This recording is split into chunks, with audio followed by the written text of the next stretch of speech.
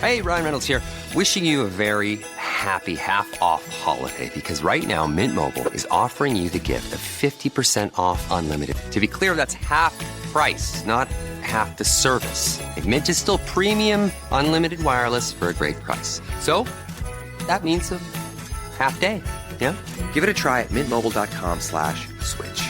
Upfront payment of $45 for 3-month plan equivalent to $15 per month required. New customer offer for first 3 months only. Speed slow after 35 gigabytes if network's busy. Taxes and fees extra. See mintmobile.com. Thank you for calling the Bombas Comfort Line. Bombas make socks, slippers, tees, and underwear made with the highest quality materials. Press 1 for comfort, 2 for style, 3 for donation. You chose style. Bombas has styles for whatever you enjoy. You can run in Bombas, lounge in Bombas, dress them up, dress them down, but always give back in Bombas. Because with every item purchased, another is donated. Bombas, comfort worth calling for. Go to bombas.com/audio and use code AUDIO for 20% off your first purchase. That's BOMBAS.com and use code AUDIO. One of the reasons we're doing this episode today is because we and Hamish are so excited to announce that you can now leave us a voicemail on our Sober Awkward website. That's soberawkward.com. All you do is hit the speak pipe. It's on the right-hand side, and you can tell us how you're going, ask any questions about the podcast, share your story, tell us a joke, or just tell us how your sober journey is going. So give us a shout on the speak pipe at soberawkward.com. The kettle's boiled, Vic. Great. Perfect timing. Just a dash of milk for me, please, mate. Here you go. Shall we get started then?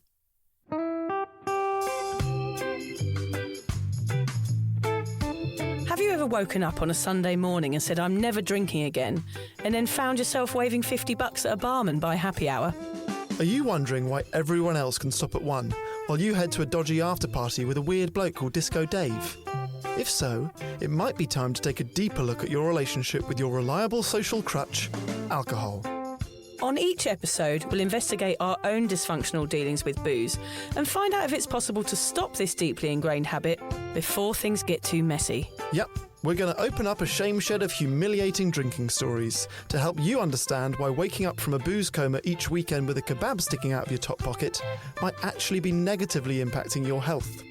Hamish and I are here to delve into what it's like being sober, an unwanted warts and all look into why giving up those cheeky pints or putting down those mummy wines will make you feel happier, help your anxiety and mental health, and turn you into the most sparkly, authentic version of you.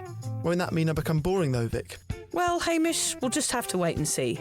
I'm Victoria Vanstone. I'm Hamish Adams-Cairns. And this is Sober Awkward. Good weekend? Went away to the Gold Coast. Oh, yeah, nice. Yeah, nice little weekend away. Nice getting away with the fam, isn't it? It's made me realise that a one-night holiday that you can drive to is good. about as relaxing as a 3 or 4 day holiday that you need to fly to. True. Taking away the travel stress impact's quite nice. Yeah. What do you think about people that say fam bam? I don't think I agree with it. I don't think I agree with it either, no. Stop saying that, everybody. Have you been using it? No, I wouldn't. Why is that on your mind? A little bit of sick comes up in my throat when people use it. Has someone I know, because I nearly said it then. I knew you said... Hello, fam bam. Yeah. Don't worry, we won't hate you if you say it, but... What do you refer to John as? Do you go husband or is it... Pippin. Is he... I call him Pippin. Why? Don't know, just always called him Pippin. I don't know. I didn't know. Or the hairy bullet. Yeah. Especially when he's in a pool and he's underwater and he shoots off all it is just like a line of hair. Imagine Chewbacca going underwater and all the hair. That's what it's him. like. Nice.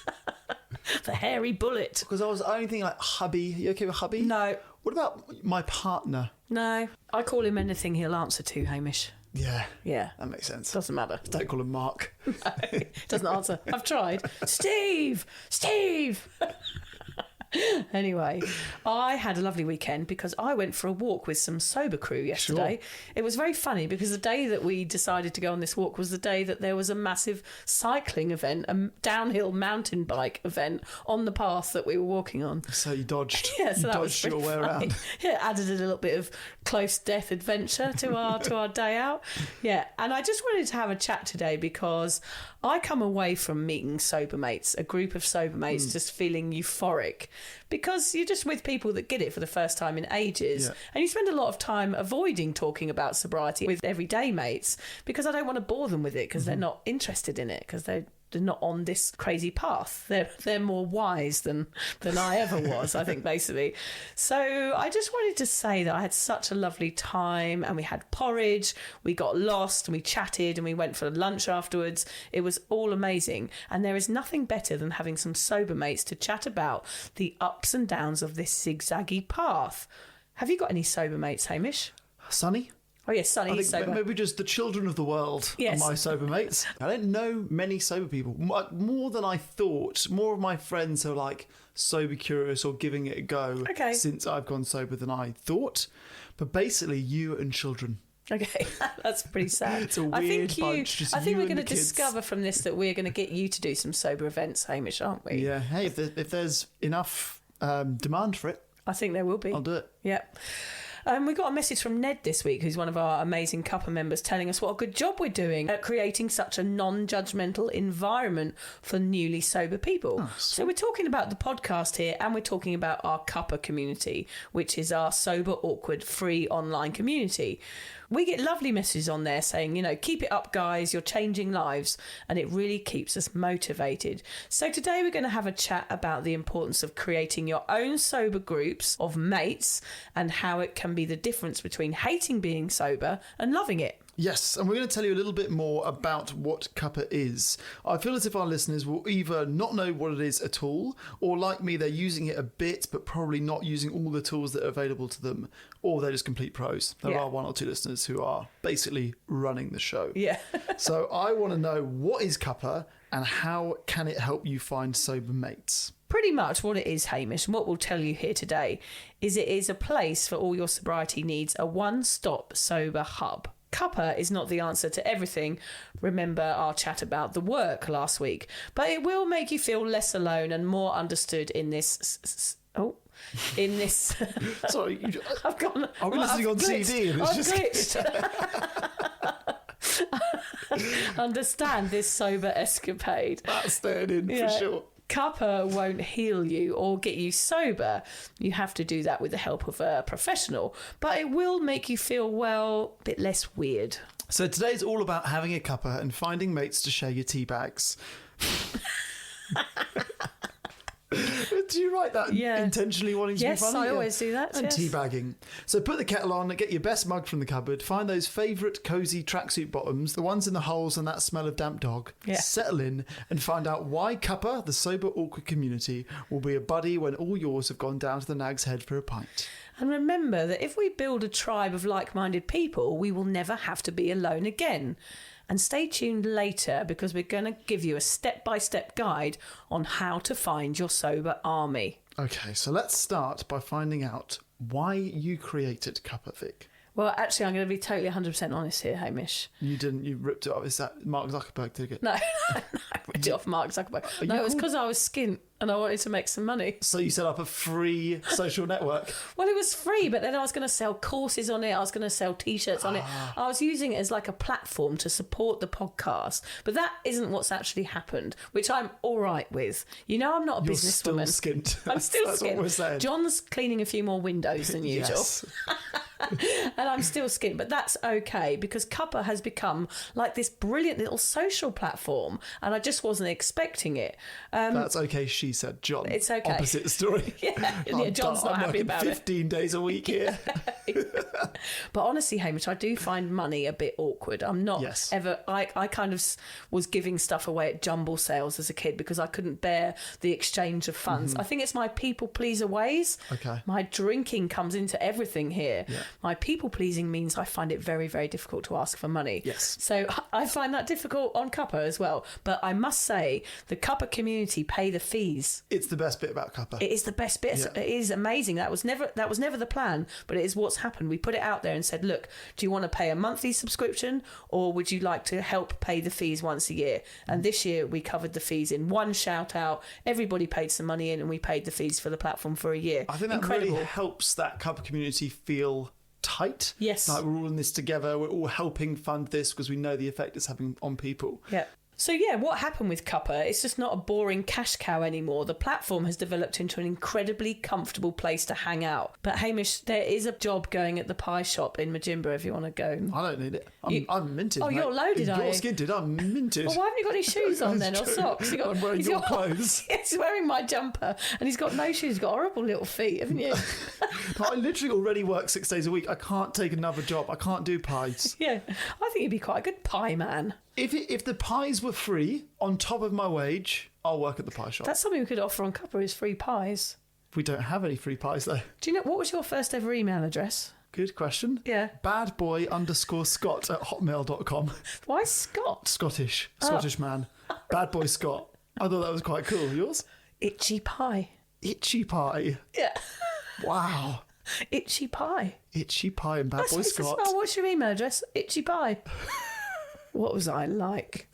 Dear, oh dear. I remember when I joined the podcast, I didn't know too much about Cuppa. I just thought it was like a Facebook page or something similar. But then I joined it and I was kind of shocked. Ah, I know every time you do your monthly live broadcast on there, Hamish, that you come away buzzing. Why do you love Cuppa so much? Okay, so firstly, and I think it's unmissable the day that you join Cuppa, is this amazing positivity and support from the other members. So people share a lot on Cuppa, okay? I kind of feel like people don't feel like they want to share on something like Facebook because, let's face it, it's full of dickheads. That's the way I describe Cuppa. Cuppa is Facebook without the dickheads.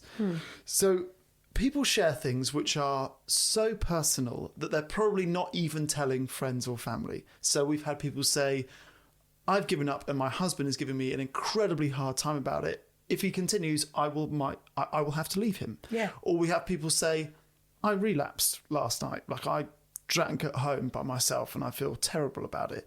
The comments on those posts are extraordinary. There's always 20 comments going, don't worry, I've been there. I know what that feels like. You'll get through it. Here's some advice. Here are some tips. It is the most wonderful community of people. Yeah. Maybe it's because at this stage it's still quite early. There aren't that many members. We've only got the good ones. We've got 7,000, I think. Maybe Facebook was good until it got to billions. And Maybe, then inevitably true. there's going to be some pricks. But I think that was my first thing that struck me.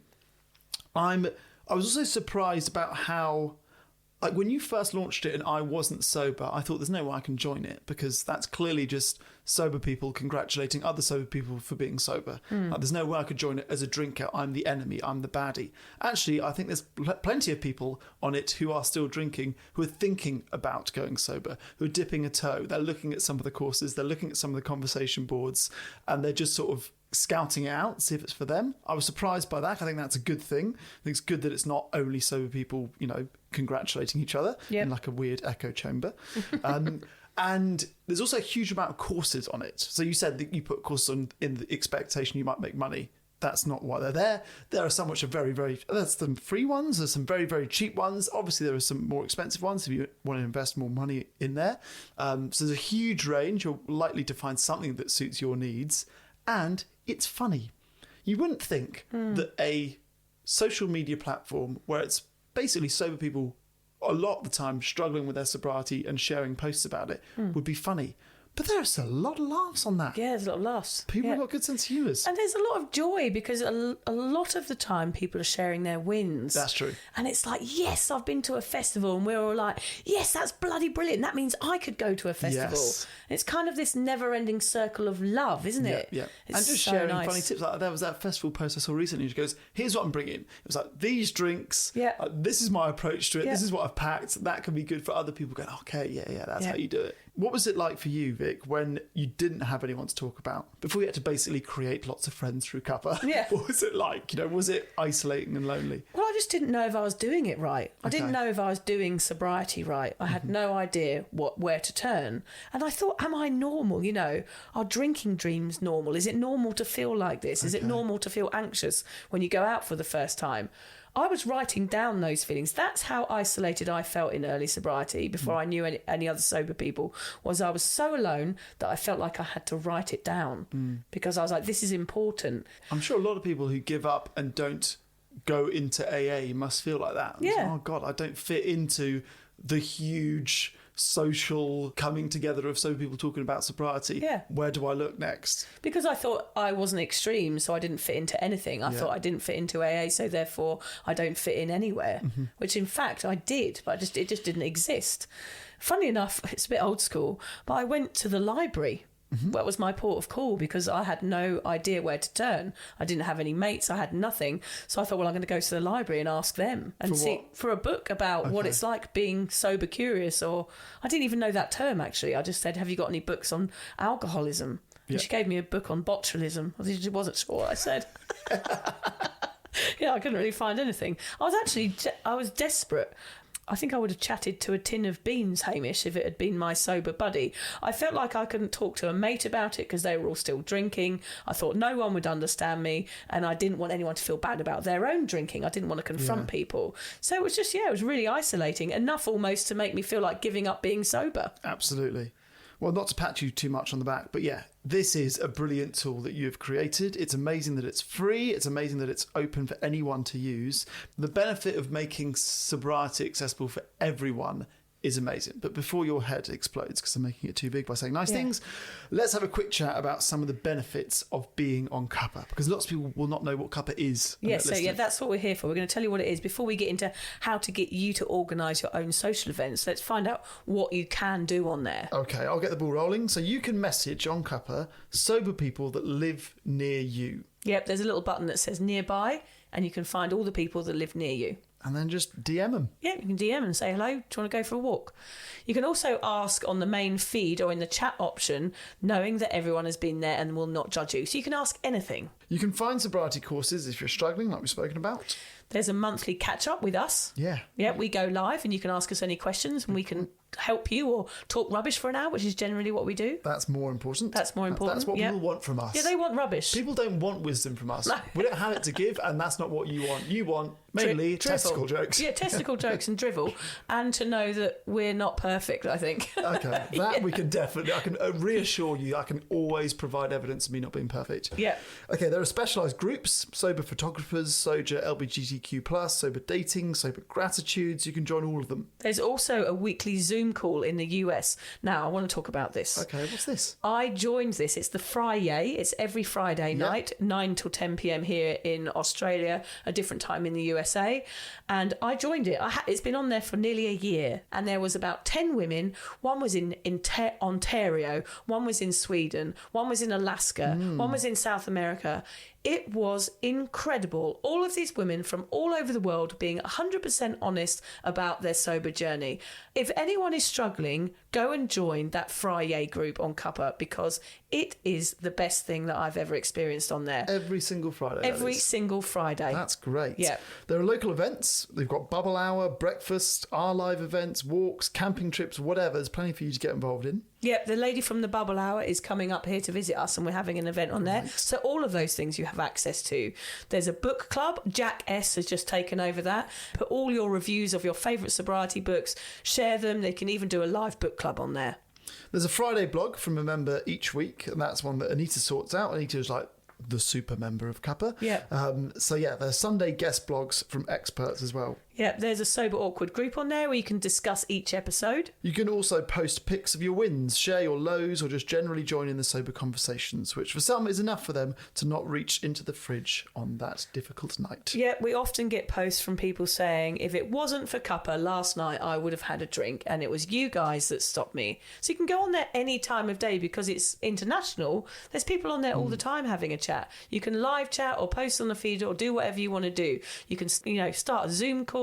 It's incredible. We should probably say here, Cuppa is either on your computer, so that's cuppa.community, Cuppa is Cuppa, or you can get it on your phone. So you just download the app, the Mighty Networks, and you can access it through there. Yeah, it's a Mighty Networks platform, which is who we pay the fees to every month. So it means that we get free access to the platform, and that's what you guys have to download. So if you're on your phone, go to your app store and download the Mighty Networks app, and then just search for Cuppa on there.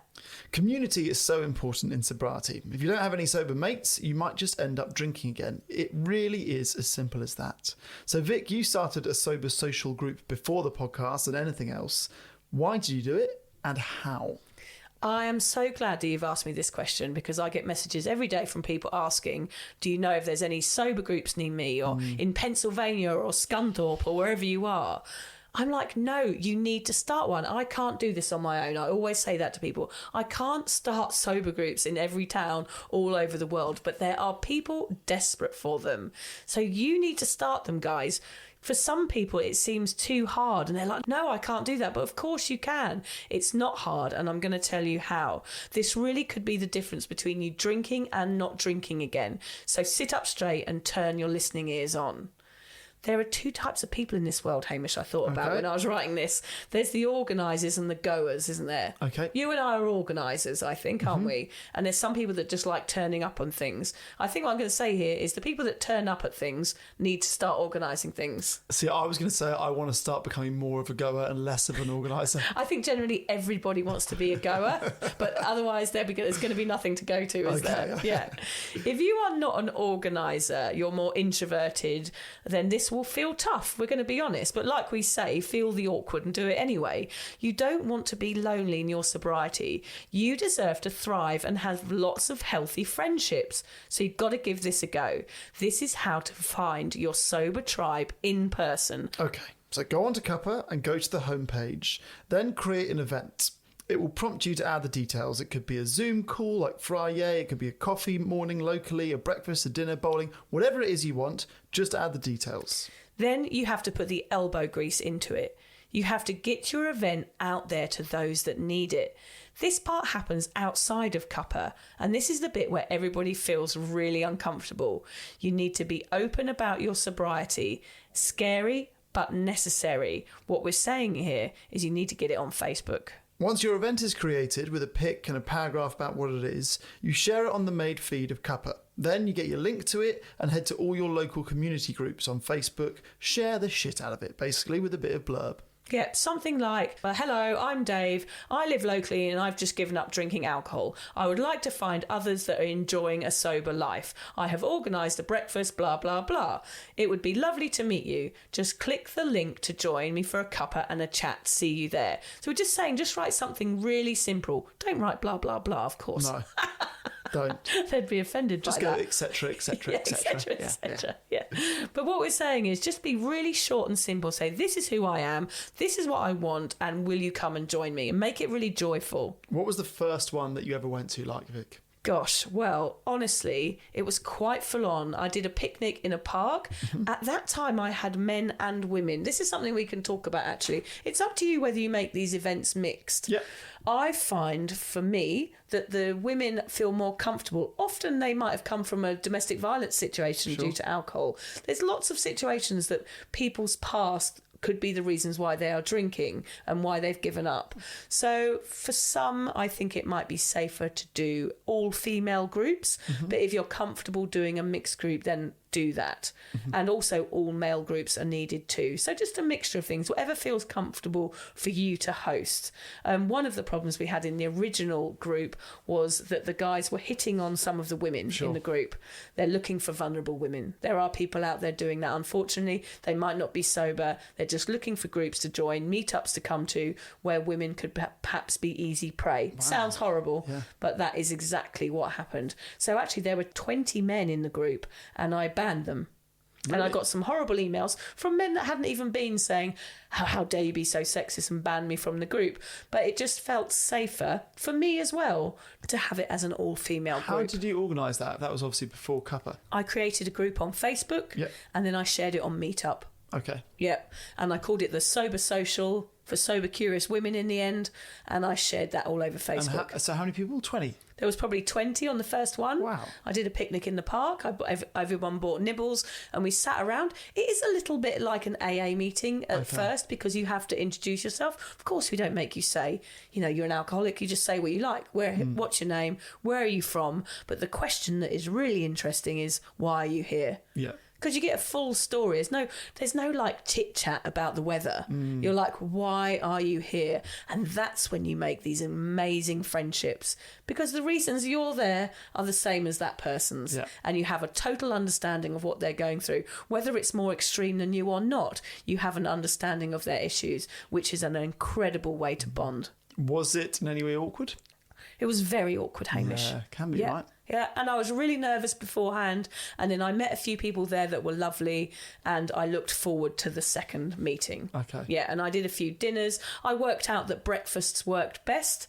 More people tend to arrive at breakfast time because they've got less time to think about it. Because for most people, it's their first ever sober social event. Yeah. So by dinner time, they've already backed out. So there is many a time when I'm sat in a restaurant on my own waiting for people to turn up, but they've all been too scared to. That has happened to you a lot. Yeah, it happens all the time. But I kind of, I take it on the chin. I understand. I have empathy for people who have not socialised without a drink before. It's very, very hard, but they do come eventually, and you make some incredible friendships. Have you ever been to a meet-up, Hamish, where you didn't know anyone? I imagine in your sick, perverted head that that's your favourite thing to do. Okay, not my favourite thing to do. I have done it once. Yeah, my first trip back to the UK, we did a sober meet-up at 26 Grains, which is this porridge shop that I used to work at that I love. And there must have been maybe 6 of us that came, and it was kind of exactly like you described. I didn't feel so much nervous going in, but I did feel some kind of butterflies. Like, this is unusual to not know anyone. You know, it's not unusual to meet one person you don't know, but to have 6 people, none of whom you've ever met, is quite unusual. But also that they know you and know quite a lot about you. That is a weird thing about doing this podcast. I didn't have the podcast when I first did the first meetups, so they didn't know me, so that was all right. But now I turn up to things, I'm like, hey, how you doing? And it kind of gets to me like who you are, where you come from. They're like, we know all about you. Yes. We know who you've slept with. Yes. Yeah, they know everything. I know, that feels very unfair. And they recognise you by your voice. Usually I'm looking at photos like, who's coming? I don't know what anyone looks like, but you just speak like, oh yeah, you're the one from the podcast. So I really enjoyed it. I kind of felt like if it's only, I think we probably met for an hour, the conversation is dominated by sobriety. I think if it's longer, I would like for the conversation for the first hour or whatever to be about sobriety, and then like, let's just get to know each other. I think that would be great. So cool, we all are here for the same reason, but let's all connect generally. I kind of feel like the same when you're a parent and you meet another one who's had a baby similar sort of time. Like, I can talk about another little human one. I can talk about being a parent for a bit and about our kids for a bit, but then like, let's really get to know each other. Yeah. That's sort of how I felt. Maybe that's just coming from a different angle. I think that is because by the time I had met people at the meetups, I was so desperate to talk about what I was going through. Yeah. All I wanted to talk was alcohol. And I think when people turn up for the first time, which they do every month, we have a monthly breakfast meeting, there's new people that come and they want to talk about alcohol. They haven't spoken about it to their friends or family, like those people online, their husbands don't even know sometimes. So they are desperate to hear about your journey so that they can be inspired for theirs. I really enjoyed mine. Like, it's such a lovely group of people that came to it. And I guess with something like this, like, it's such a mixed bag of people. Yeah. Because people give up alcohol from all different walks of life and backgrounds. So it's quite fun to be at an event. Usually it's like you and your mates, everyone's similar kind of people, similar kind of conversations, similar kind of thoughts and backgrounds. So it's great to have like a complete mix of people at one event. There was one woman that came once, though. I mean, you have to sometimes have boundaries up with these too, because the wrong people might come sometimes and mess things up, which happens with any group, doesn't it? One woman came who sort of sat down and we were all talking and being really intimate, and she said, I don't know what's wrong with you. Why can't you just stop at one? And this one woman got up and walked away. Yeah. She just had no understanding of why we were there. And I had to say to her afterwards that we're here because we've all had issues with alcohol. And that's the point, is that we can't stop at one. And what did she think she was attending? I don't know. I just think it was people that didn't drink. I didn't think, maybe she didn't realise it was people that had struggled with alcohol. Right. Yeah, but she was just, I don't know what's wrong with you. Like, just have one. It's fine, isn't it? Amazing. Everyone was kind of like nodding with their eyes closed, like shaking their heads. Yeah. Do you think the choice in venue helps with these events so they go a bit better? I reckon the venue matters. It's imperative not to go anywhere too loud, too triggery like a bar, or too far away in the sticks. Somewhere central to your area, good coffee, cheap food, everyone can afford it, or, like a picnic. And then that way you can guarantee to not be surrounded by booze. Yep. So what do you need to take with you to make these events a little bit easier?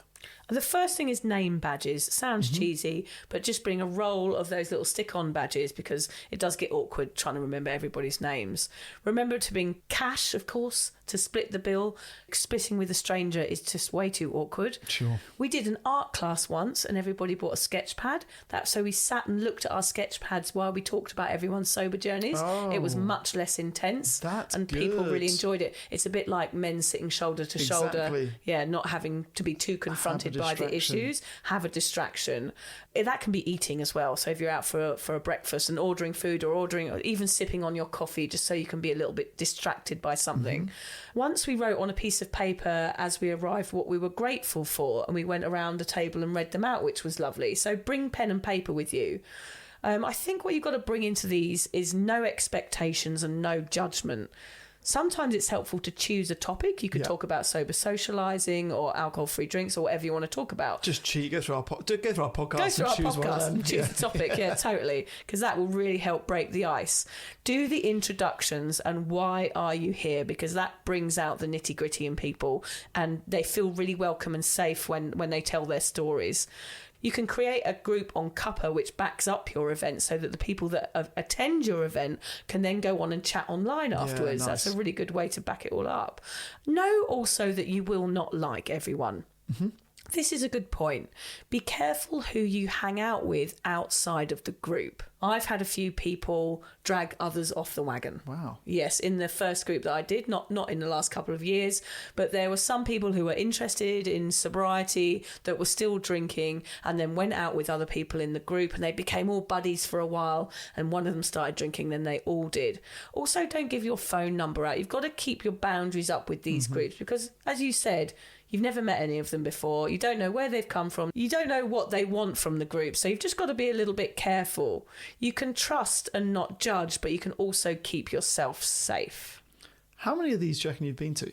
Oh, probably 100 now. Really? More than, yeah.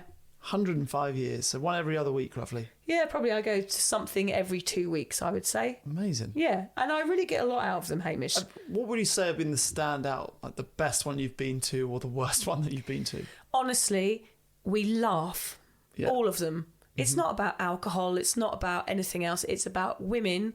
For me, it's a group of women being together and laughing like we thought we could only laugh when we were drunk. And we come away from these camping weekends that we do. A woman said on the last one, my face hurts from laughing all weekend. This is the best girls' weekend I've ever been on because it's real. That's what I love about it. They are real conversations and they are from the heart. It is a sentimental experience hanging out with people that feel the same as you do about something, about booze. Kind of goes to show that what you actually do at these meetups doesn't really matter. Like, I totally agree. You hate camping and you love the sober camping weekend. Well, I don't sleep in the tent. No, I drive. but you're near it. I'm near the tent. Yeah. And then when it's time to go to bed, I drive very quickly out of the car park, more than 30 miles per hour. You speed. You break the law to get the hell out of that campsite. But I think you're right, Hamish. Like, you've really just made me realise there, it's not about the topic or the people or the environment, really. It's about meeting people that understand you and that you can have a laugh with. That's all we want. We just want mates that we can have a laugh with at the end of the day. And we have a laugh and we make alcohol problems sort of the back seat. We don't have to talk about it as being a problem and we don't have to talk about shame. We talk about, look, we accept this. This is something that we did. It's something that we do like to talk about, but we're not going to feel shit about it. We're going to laugh at all the crazy shit we got up to and that's okay. I guess what we're saying in this episode is it's over to you. There's only so much Vic and I can do with regards to the podcast. We can be the voices in your head on your morning walks, babbling away, talking complete rubbish. But when it comes to creating your own pack, your own team, your own sober meetup, that really is on you. It'll be hard at the start. It'll be awkward. You might find yourself sitting in a cafe on your own like Vic often does when people don't show up. But keep going. They will come. So if you're feeling strong in your sobriety and confident in yourself and you want to give something a go and maybe even get out of your comfort zone, this is your turn to give something back. Create a space where those struggling feel comfortable and help support your community. Yeah, you can give back. It's not always about you. Like, I go to those events now because I know I have the knowledge. If someone asks a question, I can go, this is what you need to do. And that is your role as you go further along in your sobriety, is to be the inspiration for others. And say, look, if I did it, you can too. And if you're at this stage, this is what I did. Yeah. And I go to those meetups because I do have some answers now. I don't go in there and go, hey, anyone got any questions? Here I am, the sober guru. No, I just like to listen to people's stories and be able to answer their questions. And anybody can do that. If you're one day more sober than someone else, you can help that person that's one day behind you. And that's really important to give back like that. The purpose of our episode today is to tell you to use the tools. It's part of the work. Cuppa is there to help you through the tough times, help you get sober and support you in a long-term sobriety. It's designed to run alongside professional help and prop your chin up if you're feeling wobbly. It's also there so the ones feeling super confident on this part can give back and help others. It's there so you can share your wise tips and tricks and be the shoulder that someone might need at a crucial tipping point. So just head to cuppa.community. Yep. Any final words about Cuppa, Hamish? If anyone wants to join the legends who donate to keep Cuppa going, where can they do that, Vic? Join Cuppa and you can donate to Cuppa if you wanted to. You can also join our Patreon or buy a t-shirt. Like, any of this helps us support our community, which is incredible. So yeah, get on there. There's loads of ways to help. What do you see as the future of Cuppa? Where's it going? It's not going anywhere, really. I hope it doesn't go anywhere. So as long as we can keep paying for it, we'll keep it running and aiding those in need of a network of amazing sober buddies. Now get on there and create that sober event. The goer-outers and the organisers, come on, this is your chance. Yep, sometimes people just need cheering on, a thumbs up, a rant or a smile. It's enough for them to carry on and keep being sober. I wanted to add a poem by Spike Milligan at the end for no other reason, Hamish, that I love him. And I wanted to leave this episode on a happy note. Okay. No, I'm going to let you read it. You're better. You're better at reading poems than me. You are. Okay, this is Smile by Spike Milligan. Smiling is infectious. You catch it like the flu. When someone smiled at me today, I started smiling too. I passed around the corner and someone saw my grin. When he smiled, I realised I'd passed it on to him. I thought about that smile, then I realised its worth. A single smile, just like mine, could travel round the earth. So if you feel a smile begin, don't leave it undetected. Let's start an epidemic quick and get the world infected. It's not very COVID safe, is it? No, but it's nice. I added another one here because I mentioned Scunthorpe in this episode, didn't I? And I just remembered one that my dad used to say, which was, if Thai Fu put the tea in Britain, who put the cunt in Scunthorpe? That's a direct quote from your dad, is it? It is, actually.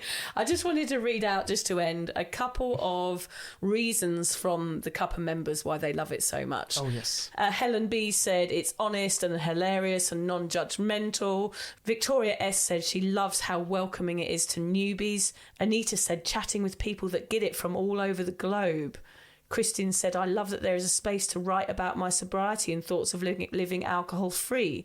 She said she loves there is a strong focus on the positives of choosing this lifestyle. Carly said, simply having a great people that get it. Claire M said, I love that everyone gets it, no judgment, just support, encouragement and humour. Jack S says that everyone here generally wants the best for everyone else.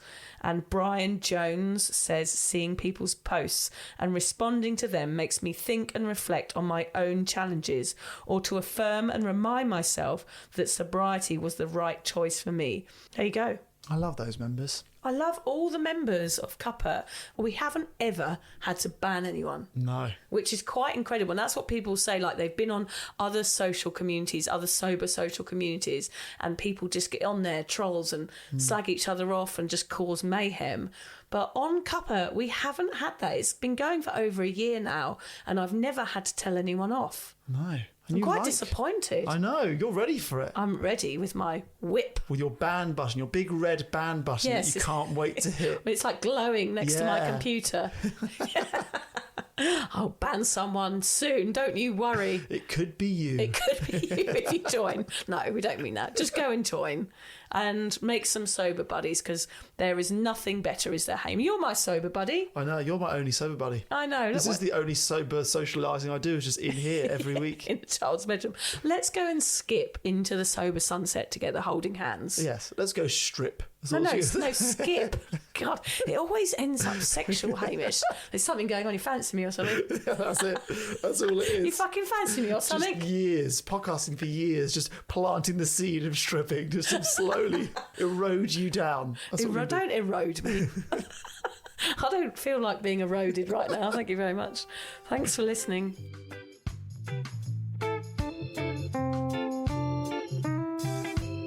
If you're questioning your relationship with booze, you're struggling to moderate, or your hangovers are causing anxiety, it might be time to reach out for some support. Yeah, just talk to a mate about how you're feeling, contact a local doctor, find an AA or sobriety group. Vic's got one. Yeah, just head to www.cuppa.community. Remember, if you're questioning yourself, it might be time to seek support. Even though this journey can be awkward, it is definitely worth it. And if you've enjoyed the Sober Awkward podcast, don't forget to review it, rate it, and share it with your mates. Do they have to share it with their mates? Yeah, of course they do. I'm not doing this for nothing, Hamish. Bloody hell. How do they share it? I don't know, just write it on the...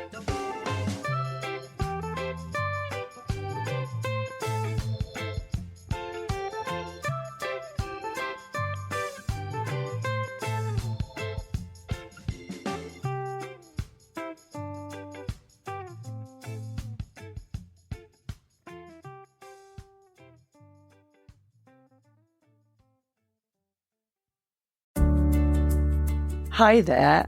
I wanted to tell you about a podcast that I think every single one of you will benefit from. It's called Therapy Works, and it's hosted by me, Julia Samuel. I'm a best-selling author and psychotherapist. I invite you into my therapy room, where I speak to either a known or unknown guest. Topics range from the difficulties of divorce, a life-changing illness, to the struggles of motherhood. Search Therapy Works now, wherever you get your podcasts, and subscribe to make sure you never miss an episode.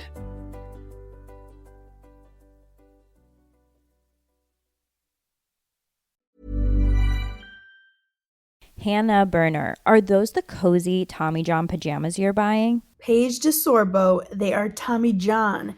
And yes, I'm stocking up because they make the best holiday gifts. So generous. Well, I'm a generous girly, especially when it comes to me. So I'm grabbing the softest sleepwear, comfiest underwear, and best fitting loungewear. So nothing for your bestie. Of course, I'm getting my dad, Tommy John. Oh, and you, of course. It's giving holiday gifting made easy. Exactly. Cozy, comfy, everyone's happy. Don't wait. Shop Tommy John's biggest savings ever and get 50% off site-wide at TommyJohn.com/comfort. You know Hannah and I love a good bed rotting session, reality TV, snacks nearby, and now I've leveled up with my self-care game with this Shark Beauty Cryo Glow, the #1 skincare facial device in the U.S. Wait, I'm obsessed with it. I've had it for a while, actually, and it's the only mask that combines high-energy LEDs, infrared, and under-eye cooling.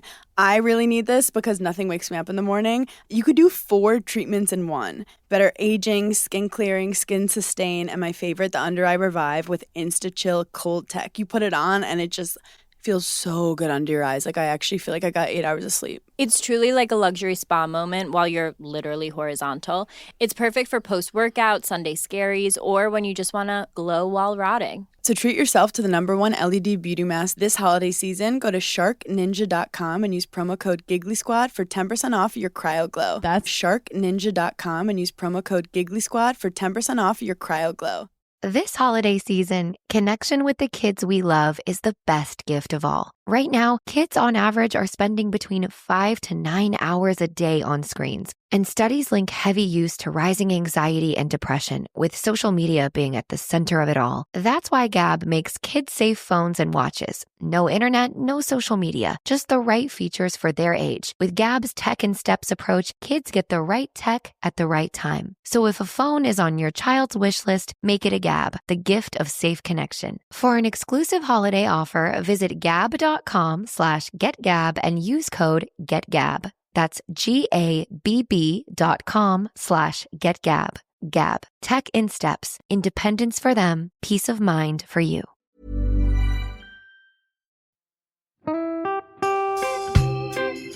So, as you probably know, my comedy memoir, 1,000 Wasted Sundays, is officially out. All my magnificent fuck-uppery in one awkward hit. If you'd like to get your hands on a copy, it's now available from all good bookstores. We always say all good bookstores, don't we? Yeah. Are there bad bookstores? No, it's probably ones with moody sellers. Oh yeah, really depressed librarian folk. Yes, Okay, good. So there are probably some, but we're only storing it in the good ones. It's only made it into the goodies. You can also get it from all good online retailers. The print version and ebook are out now, and the audiobook will be available in March. I've been writing my memoir for 5 years. It will make you laugh, cry and cringe, and hopefully inspire a few people to reconsider their relationship with booze. If you love the podcast, then I think you'll love the book, even if I do say so myself. Hamish has read it. What did you think? I feel like I know a little bit too much about you now, to be honest, Vic. Look, I really loved it. It was hilarious and surprisingly moving, but I feel like I've seen you naked in a literary sense. Yeah. Does that make sense? Yeah, that's worrying. Yeah. From an emotional point of view, seriously, it wobbled my teeny weeny wooden heart, Vic. Okay. My teeny little wooden heart. Well, his wooden heart is broken. Anyway, so if you do manage to get your filthy mitts on a copy, please do me a favour and head to goodreads.com and give me a review. Doing that will help me get it out there to those that need a bit of sober support. So there you have it. My story, unwanted warts and all. Come and get awkward with me. Not to be too demanding or anything, but seriously, go and buy it now. Yeah, go and buy it. Go and buy it right now. Yeah, don't just tell your friends, buy it, and then buy your friends one or two. Yeah, don't give them a copy, buy it. Yeah. And you know what? Don't be careful where you store it. If you lose it, you can always buy another 5. Buy another one. Yeah.